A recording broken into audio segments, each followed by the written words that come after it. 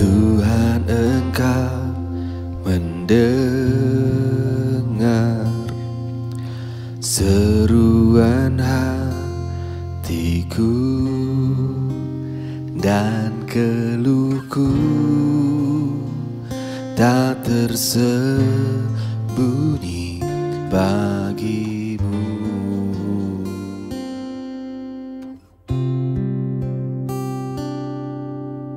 Dalam kesesakanku, ku mau berdiam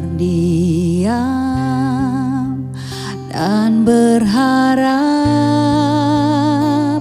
padamu. Yesus, Kau sumber kekuatanku.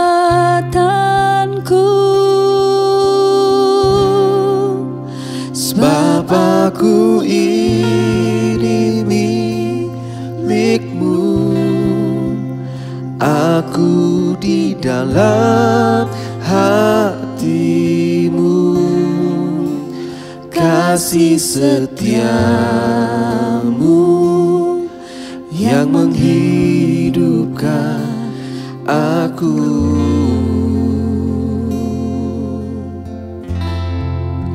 Sebab aku ini milik-Mu, tak ku pertahankan hidupku, biar kehendak-Mu kerjakanlah dalamku.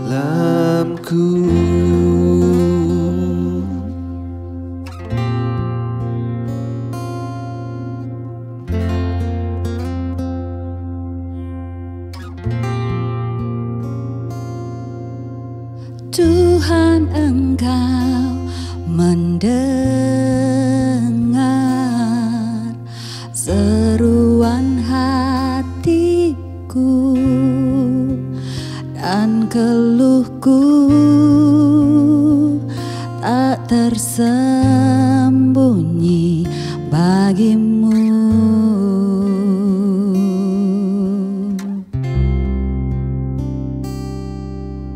Dalam kelemahanku,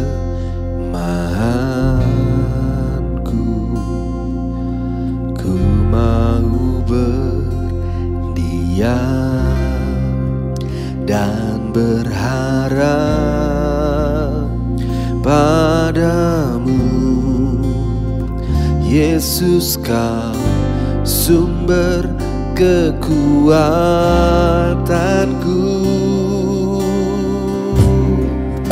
Sebab aku ini milik-Mu, aku di dalam hati-Mu.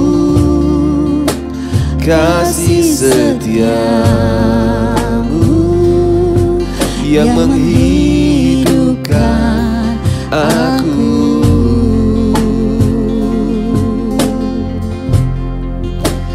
Sebab aku ini milik-Mu,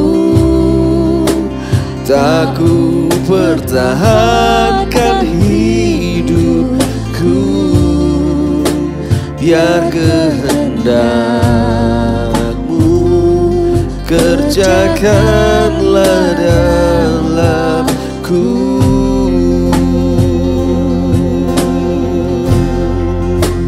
Sebab aku ini milik-Mu, aku di dalam hati-Mu. Kasih setia-Mu yang menghidupkan aku.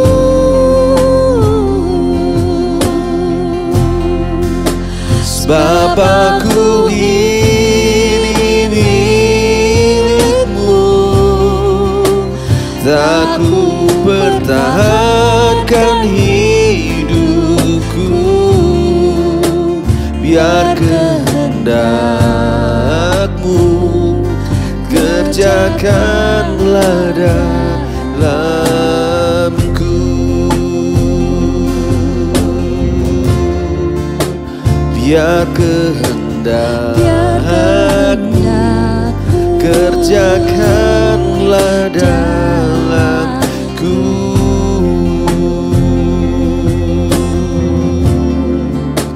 biar kehendakmu kerjakanlah dalamku.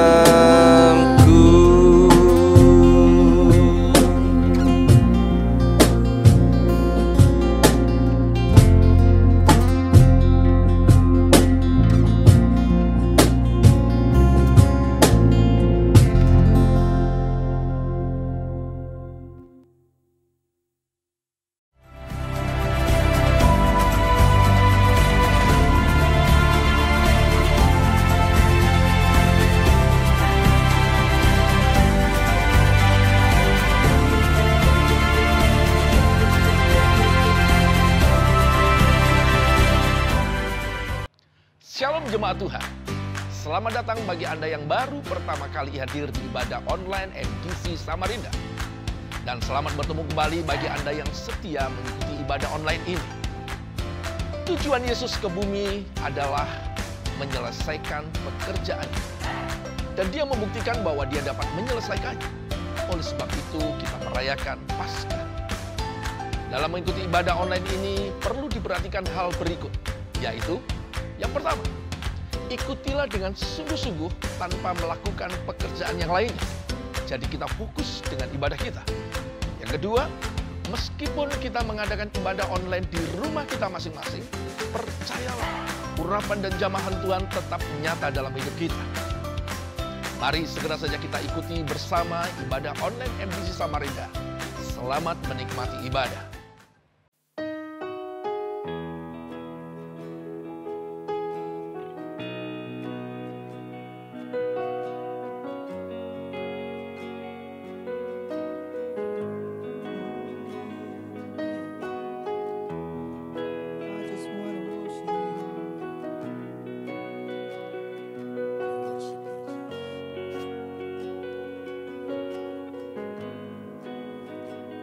You are here, moving in our midst.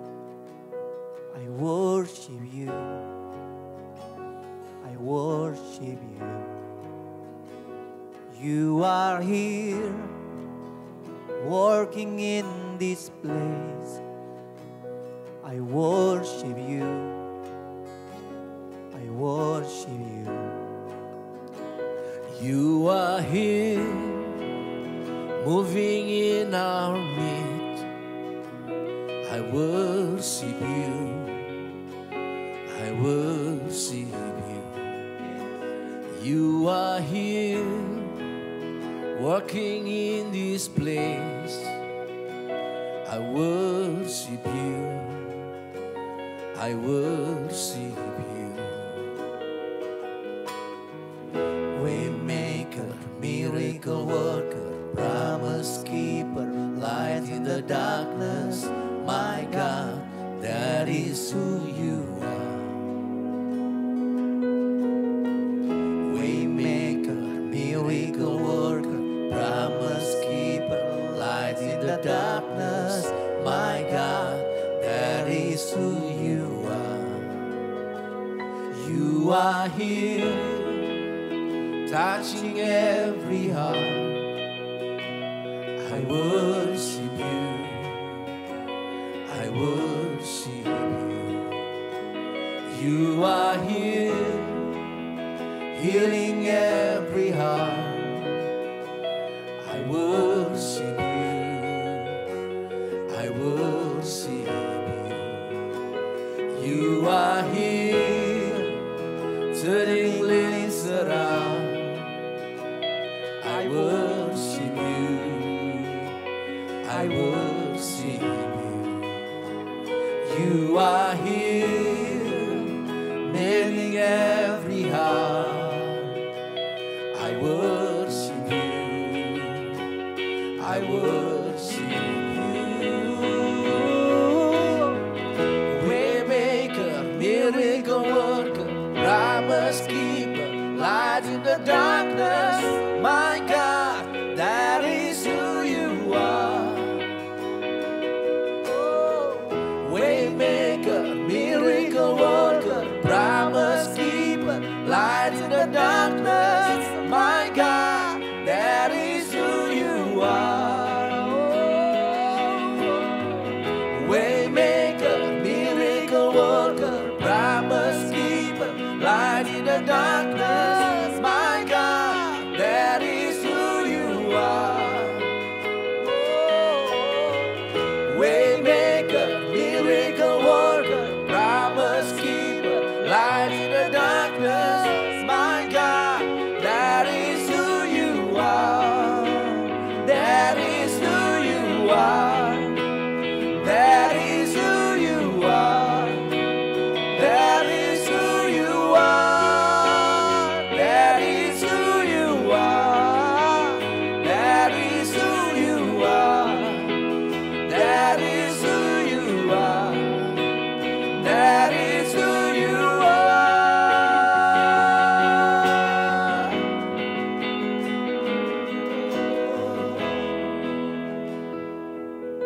Jesus.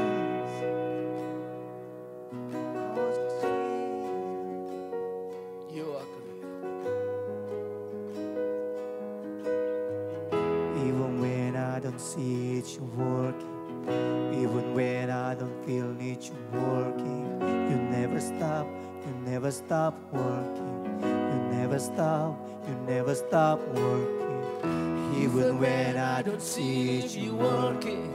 Even when I don't feel it, you working. You never stop working. You never stop working. Even when I don't see it, you working. Even when I don't feel it, you working. You never stop working. You never stop working. Even when I don't see it, you working. Even when I don't feel it, you working. You never stop working. You never stop working. You never stop.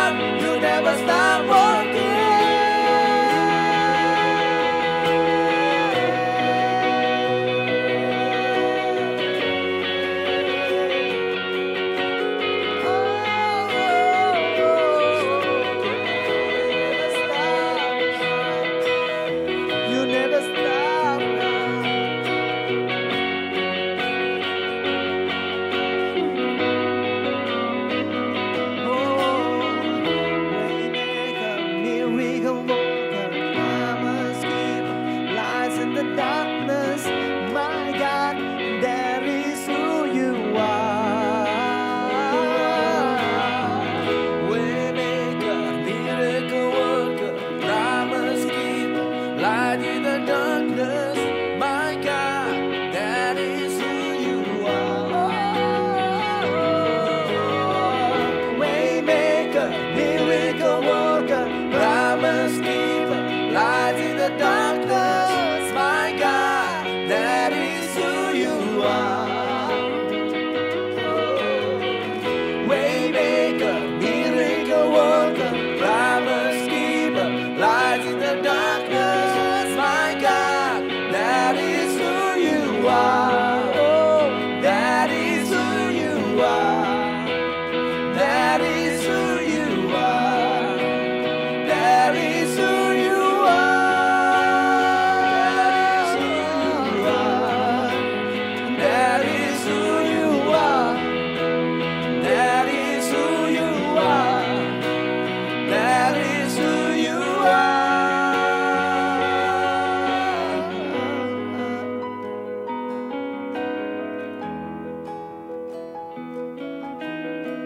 itulah Engkau Tuhan. Allah yang memberikan jalan keluar, keselamatan bagi kami Bapa.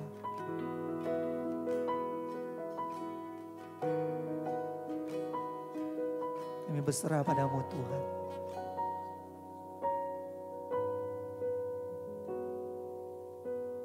I surrender all.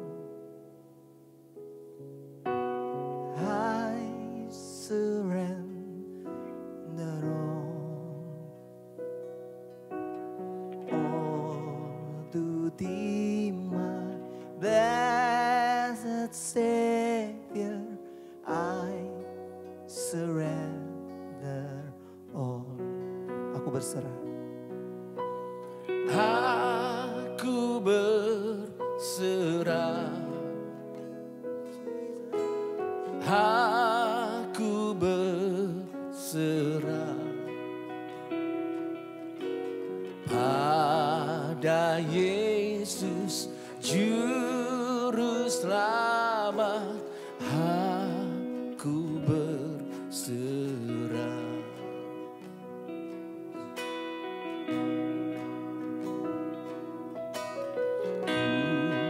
Serahkan pada Yesus tubuh, roh dan jiwaku.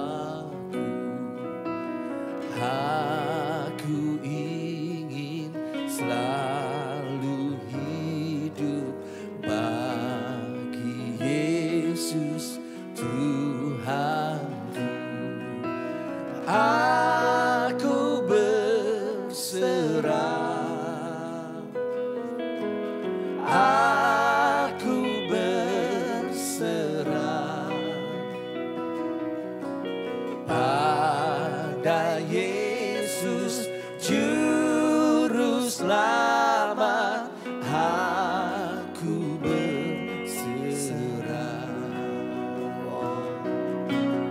Aku berserah. Aku berserah pada Yesus Juru Selamat. Aku berserah pada Yesus Juru Selamat.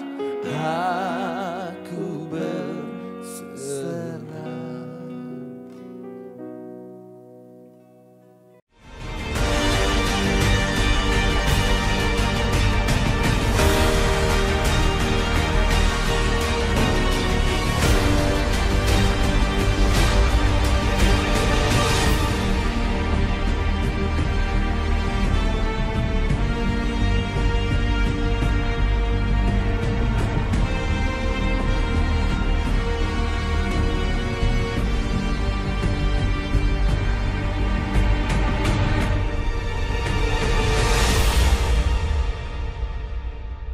Selamat berjumpa kembali, saudara-saudara yang kasih dalam Tuhan.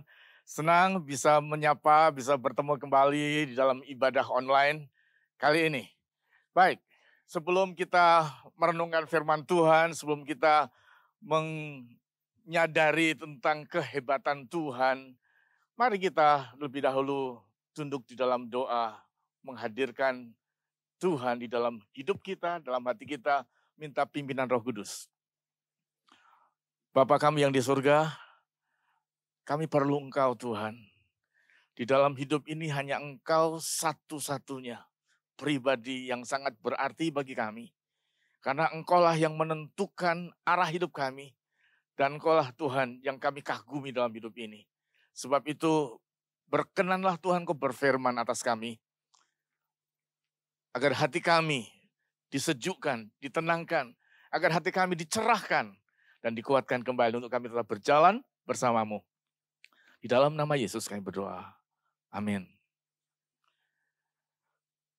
Bapak Ibu yang kasih dalam Tuhan, tidak ada satu hari yang lebih indah daripada hari Paskah. Tidak ada satu hari yang lebih berarti daripada hari Paskah. Sebab bagi kita, hari Paskah itu luar biasa.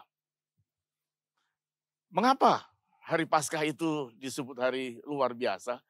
Karena Paskah adalah hari di mana Yesus disalibkan, mati, dan dibangkitkan. Ada satu hal yang menarik kalau kita berbicara mengenai penyaliban Yesus. Ketika umat Kristen merayakan kematian Yesus, atau yang disebut dengan Jumat Agung, dalam bahasa Inggrisnya adalah Good Friday. Bagi saya itu merupakan satu pertanyaan, istilah Good Friday dan Jumat Agung. Kenapa? rasanya itu captionnya berbeda dengan gambarnya. Kalau dibilang Good Friday, artinya Jumat yang baik, saya pikir-pikir apanya yang baik? Kalau dibilang Jumat Agung, saya lihat-lihat apanya yang agung? Kan kita semua tahu Jumat Agung atau Good Friday itu adalah hari di mana Yesus disiksa, hari mana Yesus diludahi, Yesus dikhianati, itu hari yang sangat menyengsarakan.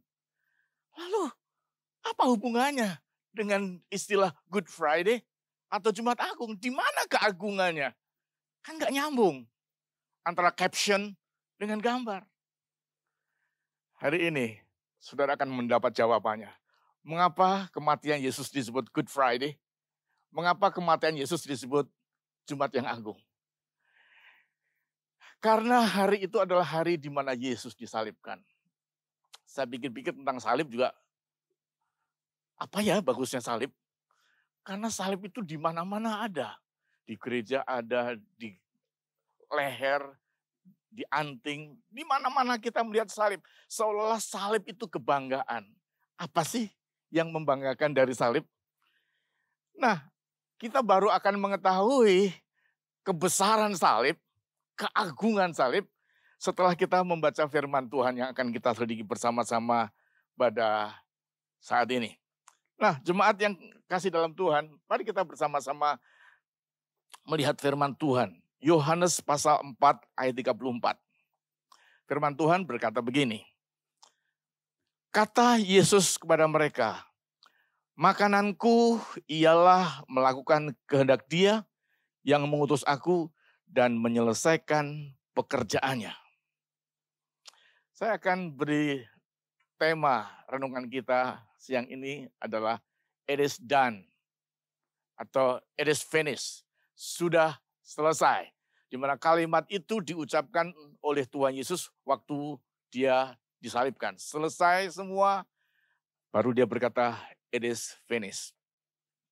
Apa yang selesai dari yang Yesus kerjakan?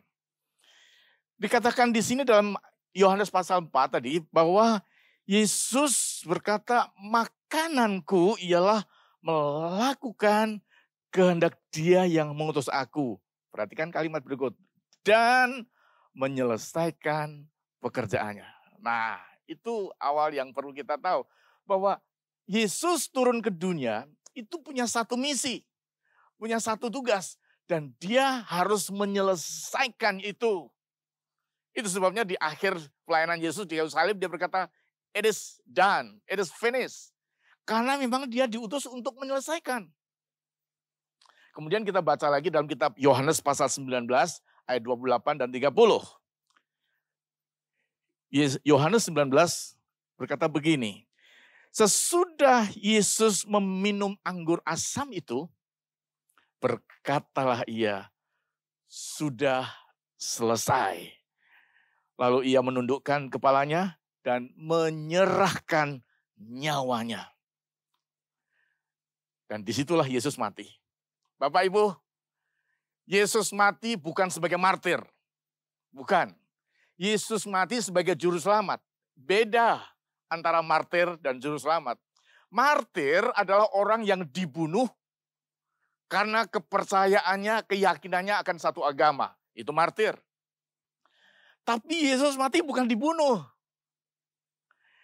Ayat yang baru saja kita baca, Yohanes 19 katakan, sudah selesai. Lalu Ia menundukkan kepalanya dan menyerahkan nyawanya. Yesus mati itu karena Dia menyerahkan nyawanya, bukan dibunuh. Saudara, tidak ada orang yang bisa membunuh Yesus. Dia adalah Tuhan. Dia punya kekuatan, Dia punya kemampuan, Dia punya segala. Siapa yang bisa bunuh Yesus? Segala senjata yang akan dipakai. Apalagi mereka hanya pakai tongkat, hanya pakai pedang. Nuklir pun tidak bisa membunuh Yesus. Sebab Dia adalah Allah. Yesus mati karena Dia menyerahkan nyawanya. Dia Tuhan. Itulah hebatnya. Makanya dikatakan di sini, lalu Ia menyerahkan nyawanya. Makanya Dia bukan martir. Dia juru selamat. Dia mati karena sukarela. Dia mati karena menyerahkan dirinya. Sebab kalau dia tidak mati, maka pekerjaan dia nggak selesai. Nah, karena dia sudah mati, sudah menyelesaikan semua, maka dia berkata, it is finished. Maka selesai. Bapak Ibu, perhatikan kalimat sudah selesai.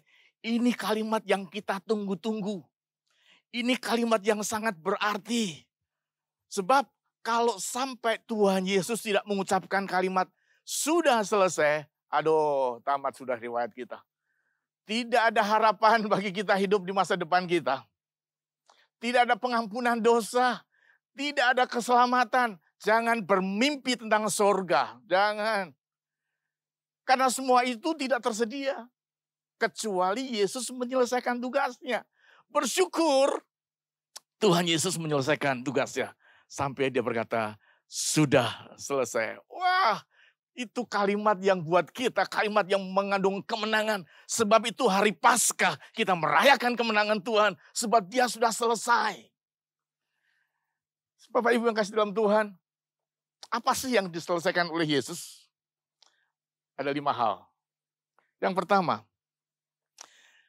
dia berkata dia selesai karena dia sudah membayar hutang kita dan menghapusnya. Kitab Roma pasal 8 ayat 3 dan 4. Sebab apa yang tidak mungkin dilakukan hukum Taurat karena tak berdaya oleh daging, telah dilakukan oleh Allah dengan jalan mengutus anaknya sendiri dalam daging, yang serupa dengan daging yang dikuasai dosa karena dosa. Ia telah menjatuhkan hukuman atas dosa di dalam daging, supaya tuntutan hukum Taurat digenapi di dalam kita yang tidak hidup menurut daging tapi menurut roh. Bapak Ibu, Alkitab jelas sekali mengatakan di sini bahwa kita sebagai manusia tidak bisa memenuhi tuntutan hukum Taurat termasuk 10 perintah Allah itu. Alkitab berkata sulit, itu terlalu berat. Tidak ada manusia yang bisa memenuhi tuntutan seluruh hukum Taurat itu. Karena kedagingan kita, karena kelemahan kita. Namun ada berita yang baik bagi kita. Allah telah mengutus putranya yang tunggal Yesus Kristus. Dialah yang menggenapi, dia yang melakukan semua itu. Sehingga apa yang kita tidak mampu lakukan, apa yang kita tidak bisa kerjakan dalam tuntutan firman Tuhan, hukum Taurat itu, Yesus melakukannya dengan sempurna. Kemudian disambung ayat Ibrani pasal 9 ayat 15. Karena itu, ia adalah pengantara dari suatu perjanjian yang baru, supaya mereka yang telah terpanggil dapat menerima bagian kekal yang dijanjikan. Sebab ia telah mati untuk menebus pelanggaran-pelanggaran yang telah dilakukan selama perjanjian yang pertama. Sambung lagi ke Kolose pasal 2 ayat 14. Dengan menghapus surat hutang yang oleh ketentuan-ketentuan hukum mendakwa dan mengancam kita. Dan itu ditiadakannya dengan memakukannya pada kayu salib. Wow, luar biasa. Ayat ini sudah sangat jelas. Yesus mati dipaku di kayu salib untuk menghapus hutang-hutang kita. Saudara, kita diwajibkan melakukan, memenuhi tuntutan hukum Taurat. Dan ternyata kita nggak mampu kan. Ternyata kita nggak berdaya kan. Kedagingan kita terlalu kuat kan. Nah, itu bagi Tuhan diperhitungkan sebagai hutang. Ketidakmampuan kita, ketidaksanggupan kita melakukan perintah Allah, itu hutang.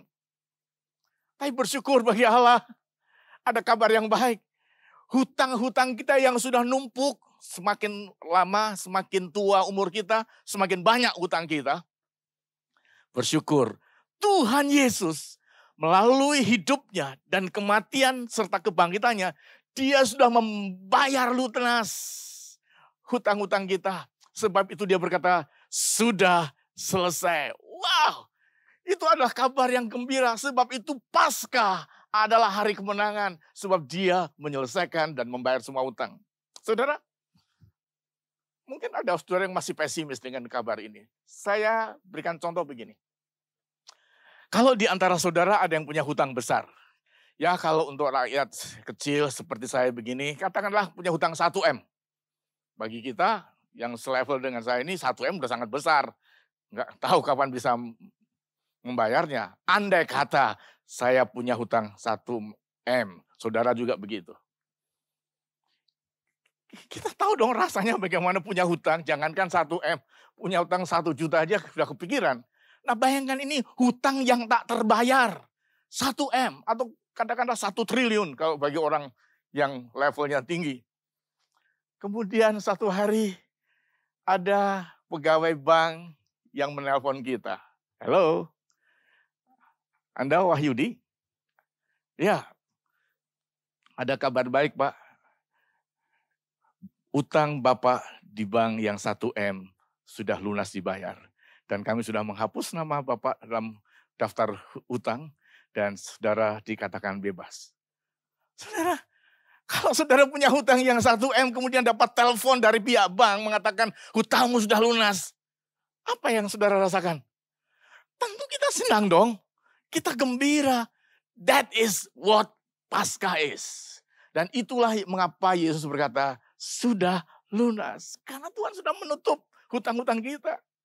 Luar biasa. Itu kabar gembira dari Paskah. Yang kedua, mengapa Tuhan berkata, it is finished? Sudah selesai karena dia sudah mengalahkan rasa takut kepada kematian. Tentu setiap orang punya rasa takut mati. Sudah pasti. Karena semua orang pasti mati. Apapun status kita, kewarganegaraan kita apa, kita semua akan mati. Hanya orang yang bodoh, yang tahu dia akan mati, tapi dia tidak mempersiapkan dirinya akan kematiannya. Itu orang bodoh. Mati kan sesuatu yang pasti. Gak usah ditunda-tunda. Tidak ada obat yang akan menghalangi kematian kita, nggak ada. Jadi pasti.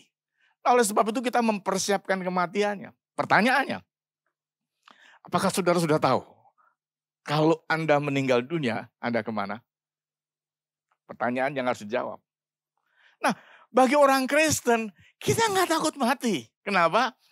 Saya bacakan Yohanes pasal 14, ayat 1 dan 2.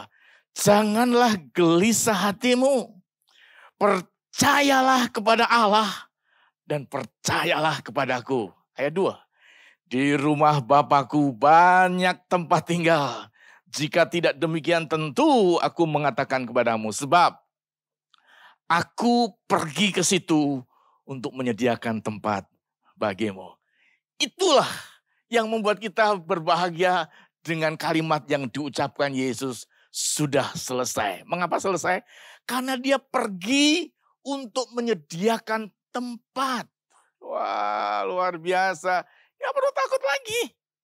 Jadi bagi pengikut Kristus, ada kepastian kalau dia meninggal dunia, dia sudah mendapatkan 1 kafling Bapak Ibu. 1 kafling sudah ada di sana. Sebab setiap pengikut Kristus sudah disediakan 1 kafling. Kita nggak perlu takut lagi. Itulah yang membuat kita nggak perlu takut. Kalau kita mati kapan saja.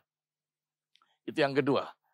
Yang ketiga, mengapa Yesus mengucapkan kalimatnya di atas salib dengan kalimat sudah selesai? Karena salib Yesus mematahkan kuasa iblis yang akan menghancurkan hidup manusia. Sekali lagi, salib Yesus mematahkan kuasa iblis yang akan menghancurkan hidup manusia. Sejak kejatuhan manusia ke dalam dosa, Tuhan mengatakan ada perseteruan antara iblis dan manusia. Dan iblis akan mencoba untuk menghancurkan, membunuh, dan mencuri. Dan itu yang dikatakan dalam kitab Yohanes 10. Pencuri datang untuk mencuri, membunuh, dan membinasakan.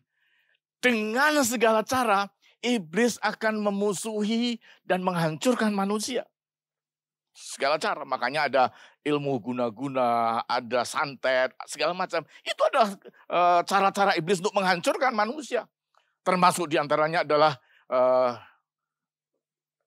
narkoba.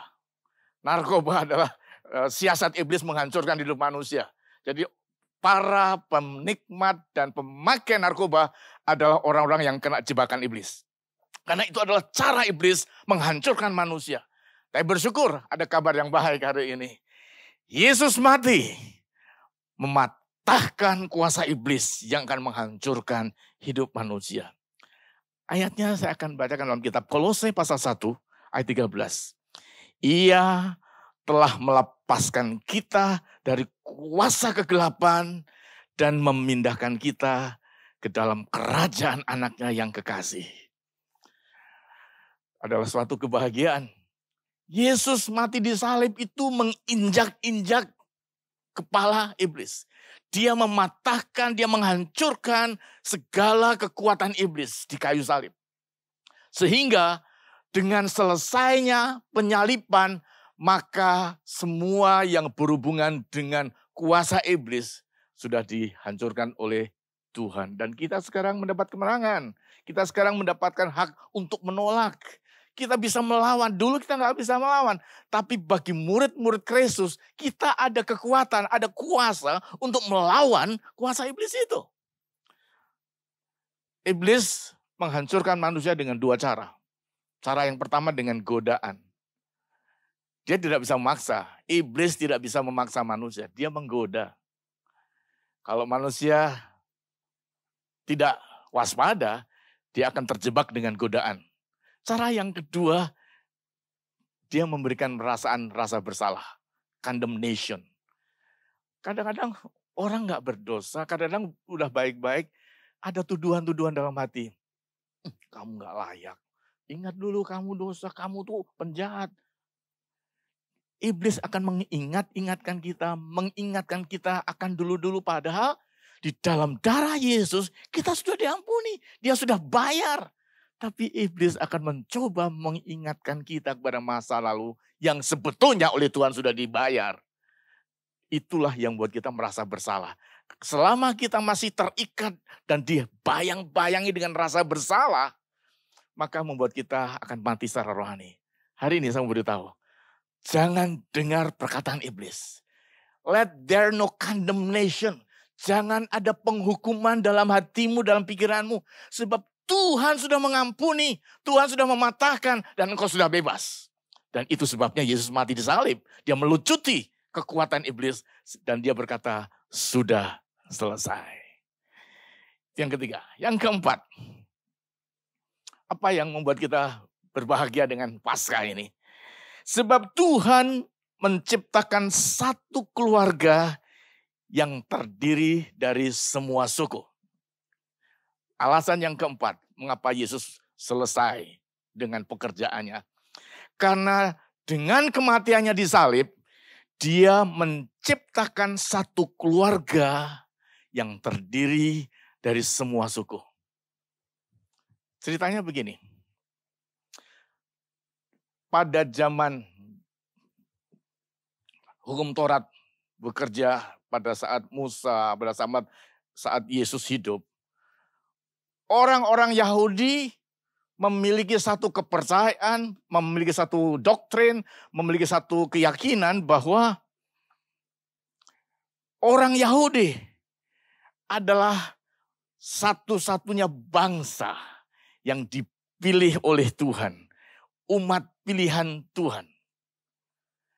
Mereka menganggap dan mereka meyakini, mereka hidup dalam satu doktrin bahwa orang Yahudi, bangsa Yahudi adalah bangsa yang dipilih Tuhan. Di luar bangsa Yahudi, entah itu orang Indonesia, orang Vietnam, orang Korea, orang Amerika, Eropa, Afrika, pokoknya di luar Yahudi, itu bukan umat Tuhan. Atau istilah orang Yahudi adalah mereka orang kafir.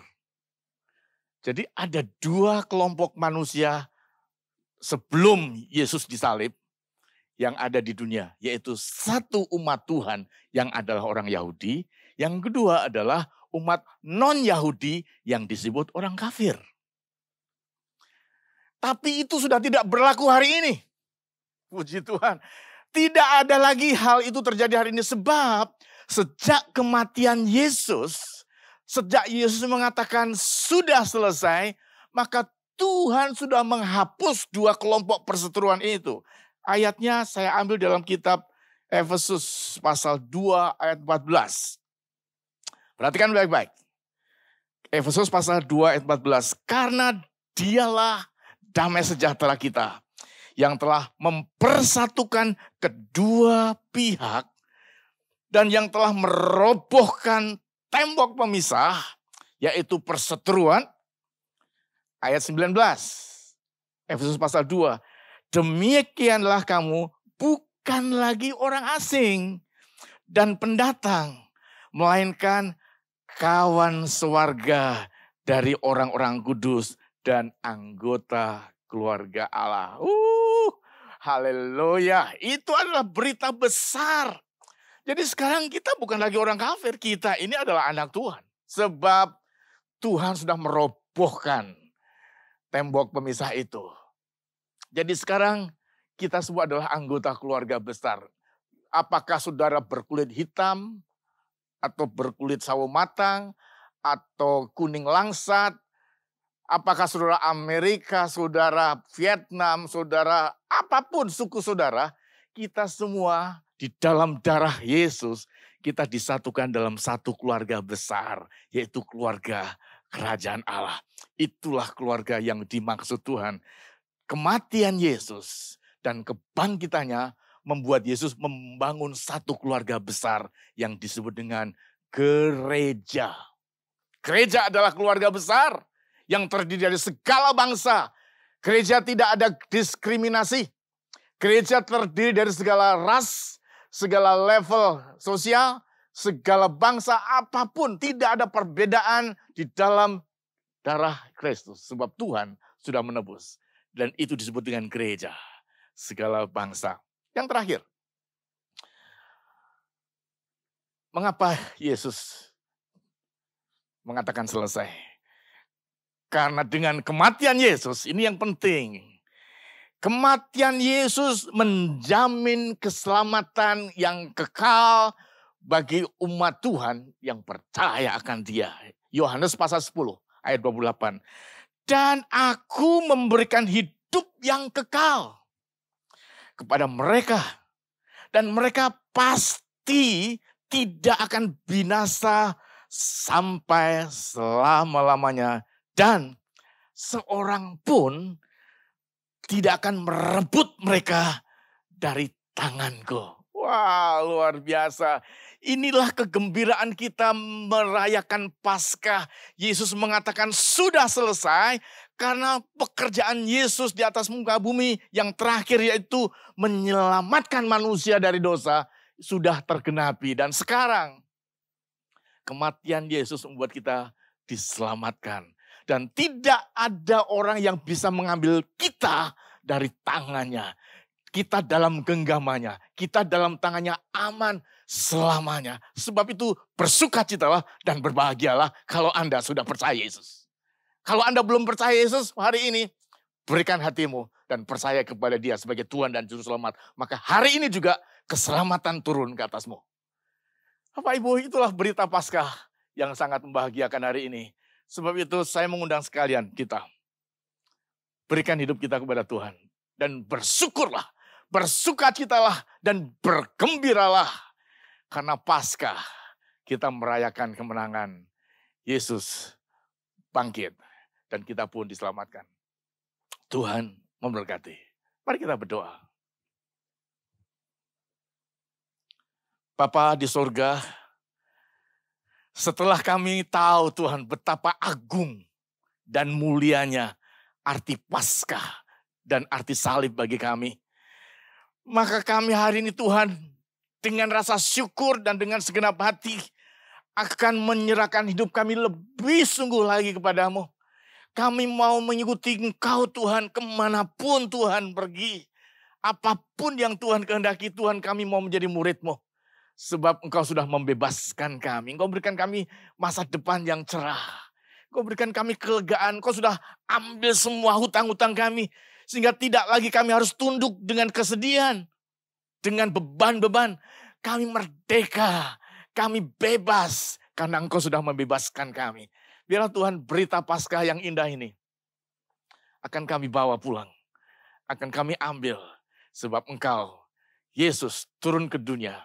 Engkau sudah menyelesaikan tugas penyelamatan sehingga kami sekarang merdeka. Engkau sudah ampuni dosa kami dan Engkau selamatkan kami. Engkau memberikan kami tempat yang layak, yaitu di surga bersamamu. Terima kasih Bapa, di dalam nama Tuhan Yesus Kristus. Jemaat, mari kita mengakhiri pertemuan kita ini dan terimalah berkat Tuhan. Kiranya berkat Allah Bapa, kasih di dalam Yesus Kristus, dan sukacita, kekuatan di dalam Roh Kudus akan menyertai hidupmu.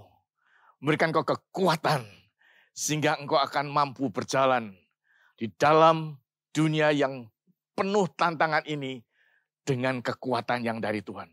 Tuhan tidak akan membuat engkau tergeletak. Tuhan tidak akan membiarkan engkau menderita di dalam segala dosa-dosamu.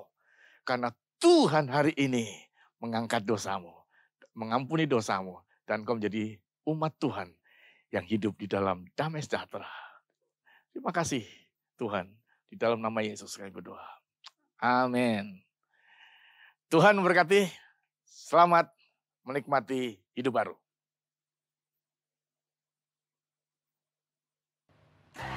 Terima kasih telah mengikuti ibadah kami secara online. Kami berharap Anda terus bertumbuh dalam iman dan kasih kepada Tuhan, sehingga hidup Anda terus dipenuhi berkat dan memiliki hidup yang bermakna bagi orang lain. Karena itu pastikan Anda mengikuti ibadah kami secara online di channel YouTube dan aplikasi MTC Samarinda.